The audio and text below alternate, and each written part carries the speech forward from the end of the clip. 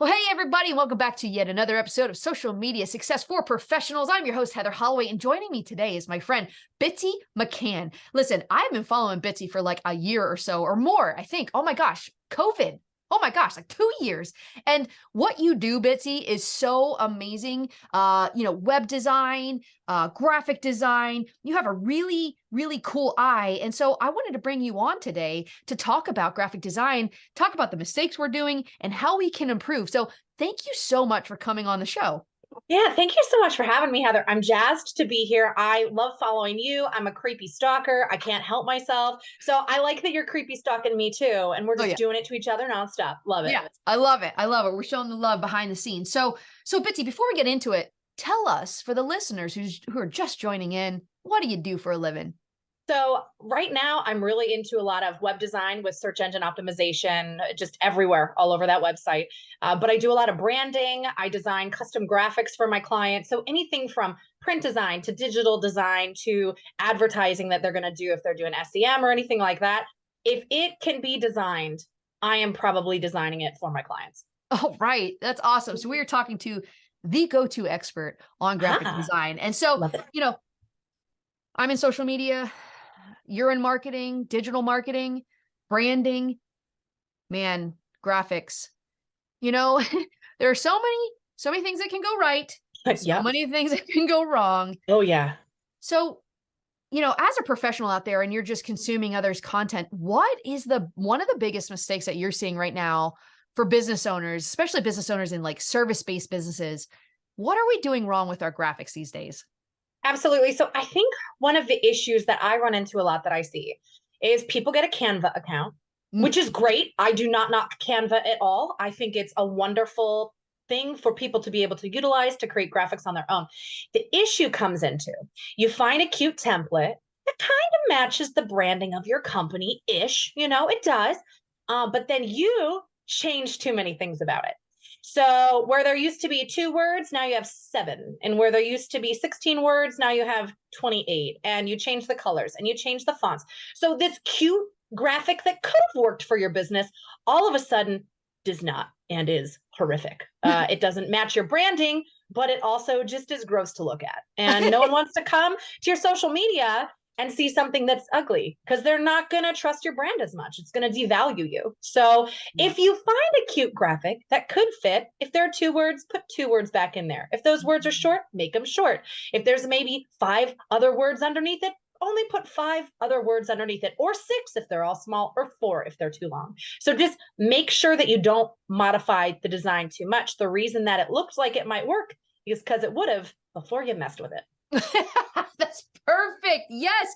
I mean, Canva is amazing. And, when it first came out, I was like, forget it. I'm out of a job. Yet still, we are professionals and we are Mm, experts and and folks still need us. So it's a great tool. It's a great starting point, especially if you're a DIYer, hmm as most entrepreneurs are. But you're right. They are templates. So look at that. Like you said, 2 words, put 2 words in. I know do we get scared? Is that what it is? Like, oh my gosh, we need to put all of it in there. Yeah, and the other thing too is too many words on your graphics as well. So people aren't on social media to get sold to or to see your deals in a way that doesn't feel magical, right? Everyone's on there to creepy stalk each other, right? But Mhm. also just look at the stories. So if you're going to have a graphic, sometimes I would say don't have a Mm. picture. Let your words tell the story. Don't put the words in your graphic. But one of the other biggest mistakes I see is too many words. There's just too many of them. Yeah. No one's gonna read the tiny little font you're putting in there. Yeah. And if it feels too overwhelming for people to look at, they just won't. Yep. So what tells a better story? Photography. Get that custom photography done, get those custom videos done.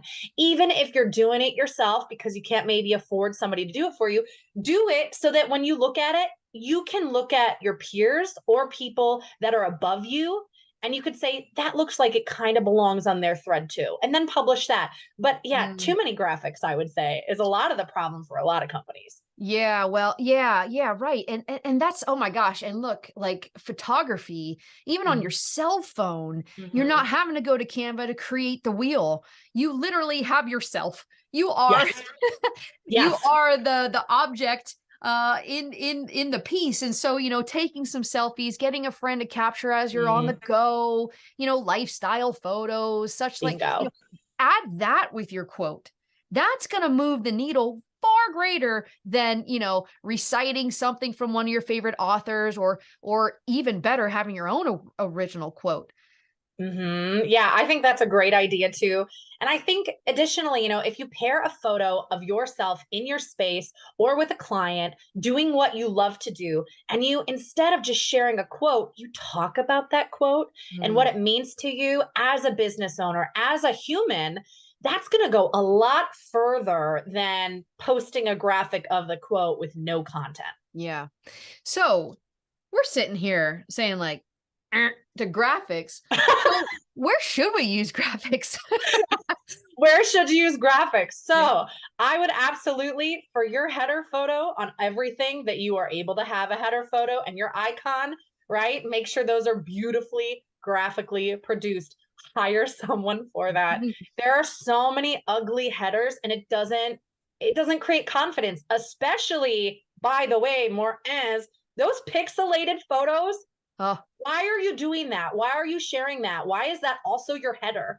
Get a professional to take some pictures for you if you cannot hack it on your phone. yeah. But graphics, I think they really come in handy on your web design, right? And on your digital ads, right? You need to Mm. make sure that you hire somebody who knows your brand and knows what you're doing. I have a client who spent thousands and thousands of dollars on digital marketing, right? They did not hire me to do the graphic design, which is fine. It's I'm not a tough sell. Like, you do what you want. It's your money. Okay. So they didn't utilize me for the design. They did it themselves in Canva. okay. And do you know how that marketing campaign went? It flopped. Ah, It flopped because they don't know what the consumer wants yeah, and they're doing it themselves, but they're not designing things 40 to 50 hours a week. They're yeah, doing their business, yeah. 60 plus hours a week. So it's like, hire the experts where you need them. And definitely, I would say in your marketing campaigns where you're doing retargeting or where you're doing anything across the social media platform that you need that video for, you need that graphic for, Yeah. especially the stagnant stuff that pops up on websites. You need to hire someone to do it, because going the cheap route, you're just throwing your marketing dollars into a trash can, Mm. lighting it on fire. You don't even know the fire is consuming everything. You don't even Right. know. Right. Consuming everything, and then you start to lose your breath because you can't breathe because it's not working, and you need clients, and it's not Mhm. working. And what are we going to do? And it's not working. We put all this energy, effort, time, money behind it, and it's Yep. not working. And the Mhm. reason why it's not working is most often people don't know how to market. They don't know how to put a design in a way. There's formulas for all of this. There's formulas for design. There's formulas for web design. There's formulas for social media content, copy, ads. You know, psychology. I mean, Mhm. there's so much to it beyond just an image, just a Right. photo, right? Right. And you go back to that story, Mhm. um, and having a so what. Answer the so what. What's going to happen if they consume this piece of content? Telling the person to do something. So they need to hire you. That was your first mistake. That was their mistake in my opinion, but yeah, I don't know. We've been chit-chatting about it this week specifically. Bitsy, why do you think my ads aren't working? And I said, Mm, well, look at your graphics that go with your ads. Look yeah, also at the content that goes with your ads. That's not my specialty. The content is not my specialty. The design part is, yeah, so maybe also hire someone who does content. yeah. Make sure that that's looking real smart too. Right. So what do you think about, the current design today? I see, you go on YouTube or Hmm. social, whatever, but it's can is there any way do you think we'll ever get away from the big, super tight close up of the eyes and the pointing and the will we ever get away from that? I mean, I don't utilize that in my design, so I certainly hope that other people get away from it. Yeah. For me, modern design is a lot about clean space, large positioning statements, content that supports underneath that has all your search engine optimized keywords in there. So for design, you want people who are going to scroll through to be able to scroll through and know exactly what you do on every page of your website or through your different platforms that you're advertising. You want them to know right away, what does this company do? And then the smaller paragraphs underneath support those people that do want to dig in, that do want to really go for what is this company about. So I think, for me, I try to, when I'm designing every new website, every new brand I come up with, I do a lot of research. I want to see what's out there, right? Yes. How have the big brands who've been around for 50, 100 years, they all change over time. Yeah. Sometimes they change their logo and their branding from 5 years. Sometimes it's 2 years. Sometimes it's not for 20 years. But what are they doing? Where are they at? Where have they been? Where have they gone? Yeah. And then the goal is to make every single client look like they are the most modern out there. So then I don't really have to update them for 5 years, 10 Yeah. years, 15 years, if I'm lucky. If they're lucky too, they don't want to spend that money, But Yeah. Right. but Yeah. but that's kind of the goal in mind. So, I'd say the sooner you can get away from the cheesy stuff, the better, and make it real. Yeah. Make your branding look authentically like your business, like you as a person. At the end of the day, unless you're selling a product, people are buying your product, right? But if you're selling a service, at the end of the day, people are hiring you. Yes. So you want to look as professional and modern as humanly possible online, because then people think that you're staying up to date with everything in your industry. Yeah. And then also you want to make sure that you look like they could reach you if they need to. That's going to sell your business. So, Yeah. yeah. Yeah. And I think that's probably in a world, Mm. in a world where there is so much content Yeah. and so much competition, Yeah. our leverage is our authenticity. Yes. So, Yes. so you tell those stories, whether through graphics or photos. Bottom line, tell your authentic story. Bingo. Yeah. Bingo. Well, that's it. Take it to print. That's it. We're done. Hello. I got it. That's awesome. Well, before we leave though, Yeah. what is let's see, what would be a good question here to wrap up on is brand. Let's talk about 1 minute on branding. 1 minute Yeah. on branding. So Okay. we talked about colors before. When we go to brand, most times people don't understand that brand includes fonts, colors, a second color. So what's like sort of like, what can we do basic that would establish a really strong brand if we haven't done so before? If we're just going on Canva and we're going willy-nilly, but we want to look like a more comprehensive brand, what are some of the minimums required to start to brand ourselves? So I would say make sure you have a really strong logo. Make sure you have it in a couple of different varieties. So you have maybe a horizontal version, a square version, a vertical version. Sometimes you just need one version, but a lot of cases you need a couple different applications of it. So make sure that either whether your icon, your logo mark is in a different spot from your fonts, but always make sure it's consistent, right? So your logo should always be the same every single time, not stretched wide, not stretched tall, always the same thing. When you find those branding colors, and you could honestly, you could just look online, Google search yourself some imagery, great color combinations, right? Yeah. Find some of those and think about what speaks to your industry, right? So do a little bit of market research. Look at people in your local area, look at people in big cities, small cities, see what other companies are doing and kind of follow that model. Now, I never recommend making it exactly the same. You're ripping somebody else off, right? Right. Customize it to you. What is something that you're passionate about in your color scheme? Now, don't pair teal with orange. I wouldn't recommend that. Unless you're the Miami Dolphins. Unless that, but like, don't do that. So, there are some things that it's not your full-time job. So you might not be great at color. So maybe ask a professional or get an opinion from someone who is really creative. At least they're in the same kind of sphere. Do these colors work well together? But you also need to think about fonts, right? Generally you have title fonts that are like your main bullet points, whether it's on your website or in your brochures or on your social media.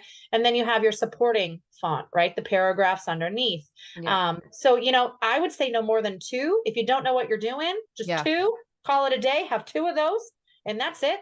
And then always make sure your design is consistent, one thing with the other, So when you're looking at your social media graphics, those should be similar to your print design, should be similar to your website. I mean, that's your brand. Everything that everyone sees that talks about your business, that has your logo on it, it all has to be cohesive. If it's not cohesive, no one will know you're the same company. There's going to be no brand awareness. It's not good branding. So make sure it's consistent. Yeah.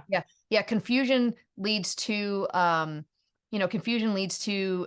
swiping. I mean, they're just bypassing you. So we tell our clients, once you establish that logo and you establish that brand look, every profile photo is the same. Mm-hmm. Yeah. Every cover photo is the same. Yes. Yeah. Don't Consistency. switch it up.